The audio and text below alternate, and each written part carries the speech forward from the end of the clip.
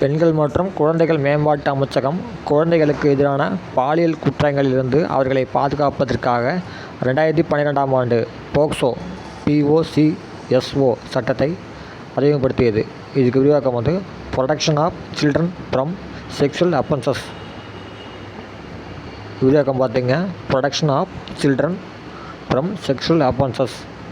பாலியல் நோக்கங்களுக்காக குழந்தைகளை கடத்தி செல்லும் நபர்களுக்கு இச்சட்டத்தின் கீழ் தண்டனை உள்ளாக்கப்படுகிறது. இச்சட்டம் 2012ஆம் ஆண்டு கொண்டுவரப்பட்டது.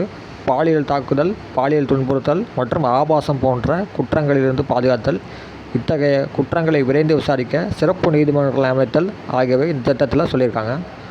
முக்கியமானது பார்த்துங்க, போக்சோ சட்டம் 2012ஆம் ஆண்டு. இதன் விரிவாக்கம் protection of children from sexual offences. இதோட கடமைகளை பற்றி பார்த்துக்கங்க, கேட்க வாய்ப்பு இருக்குது.